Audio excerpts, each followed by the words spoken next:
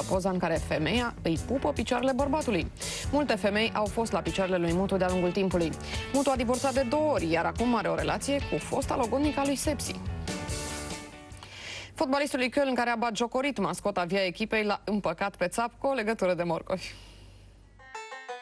Hennes al 8-lea, țapul lui Köln, a împlinit 8 ani și a fost vizitat de fotbalistul care l-a tras de coarne la ultimul meci. Nigerianul nu s-a dus cu mâna goală, l-a hrănit cu morcov, s-au împăcat. Am vrut să fac o glumă, dar a fost o glumă proastă, fiindcă o să primească el amende acolo. Când a jucat la Köln, Dorinel a fost blând cu țapul echipei. La Astra, mascota echipei este un sitar. Dorinel e vânător, ca și patronul Nicolae, dar nu împușcă orice. În primul rând, vânătoarea e interzis, e închisă acum. Nu putem decât în august. Marica, cel mai căutat burlac de la Națională, n-avea treabă cu fetele acum 12 ani. De-abia plecase din țară la Șahtior și își petrecea vacanțele cu prietenul Zicu. Marica și Zicu își amintesc cu plăcere de vacanța din 2003 de la Mamaia. Au făcut valuri în parcul de distracții printre copii. Erau și ei niște copii. Să moară! Zicule, hai frate, doamne! Pe Zicu, Marica l-a comparat cu Mr. Bean. Copiii au râs de el că e fricos. Născut la mare, Zicu nu știa să înnoate. Nu intra în apă fără colac. Îl înveți să înnoate? Ce să nu învăț dacă n-am învățat înnoate? Vârsta asta, ce să mai învețe? Bătuți de Iași, ploieștenii anunță pe steliști să nu se grăbească să desfacă șampania. Rednic țipă că steliștii sunt ajutați de arbitri. 8 puncte sunt între Steaua și Petrolul. Crezi că steliștii au desfăcut șampania după acest rezultat? Știu, nu cred. Cred că Steaua va avea multe probleme în campionat, în retur. Steaua are arbitrii de partea ei pentru că are cine să țipe, crede Rednic. Cere un șef cu gura mare și la Petrolul. Ca să fii protejat, trebuie să ai conducere, să ieși, să țipi, să urli, să-ți dai demisia, să-l dai afară pe Stragamolos, sau cum îl cheamă, Varfafafos. Hai mă, ce Dumnezeu. Parcă ăla-i de vină, săracul. Ăla nici nu trece pe România, alții fac delegările. Vineri, porțile li se vor deschide rapidiștilor și la peluza închisă acum 9 ani. E anunțul lui Moraru. Peste 15.000 de fani pot intra pe Giulești la derbiul cu Petrolul. Deocamdată Liga se opune.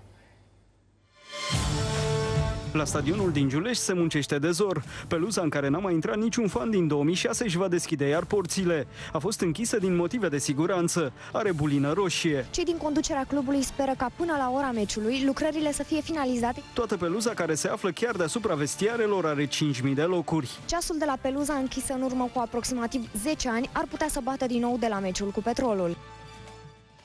Iftimoaie, Vica, mama celui mai mic copil al lui Pițurcă, și soția lui Marian Drăgulescu au ajuns la coada vacii. Se luptă pentru premiul de 50.000 de euro la Ferma Vedetelor. Show-ul e azi la ProTV de la 20:30. Vica a avut un șoc când a aflat că trebuie să trăiască într-o fermă veche de 100 de ani, fără curent, apă și gaz. Că eu sunt o divă până la urmă. E ca și cum iei un om normal și trimis în cosmos. Edan, fiul ei și a lui Pițurcă, nu mai vede 3 luni. Vica a lăsat luxul pentru pădure, unde va mulge vaca și va încerca să supraviețuiască în condiții extreme. Ca mica găurică, când mergem la baie, unul vine și ține ușa. Și Marian Drăgulescu a trimis-o pe soția lui la țară. Împerecherea, creșterea și dezvoltarea porcii. Asta e! Iftimoaia a început în forță, a reparat toaleta din fundul curții, va face instrucție cu concurenții. Ăsta e copacul meu, ăla e copacul tău. Ne trezim dimineața și dăm câte 100 de lovituri cu piciorul drept, 100 de lovituri cu piciorul stâng. Începe!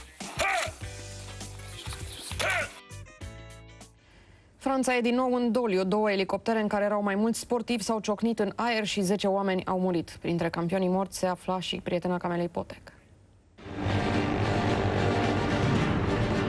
Tragedia s-a întâmplat în Argentina, unde se filma un reality show. 8 francezi și 2 argentinieni au murit. Fostul fotbalist Viltor a scăpat. N-a fost în elicopter pentru că a fost eliminat din concurs. E o zi neagră pentru sportul francez, a fost mesajul lui Platini. Potec o cunoștea pe înotătoarea campioană olimpică la Londra. Iubitul ei a aflat la miezul nopții vestea. Son agent qui m'a appelé, qui m'a juste dit t'es au courant, en pleurant. Du coup, j'ai compris que...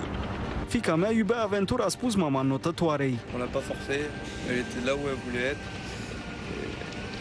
Et le reste, c'est la vie. Străinii nu înțeleg cearta dintre Steaua lui Becali și Armată.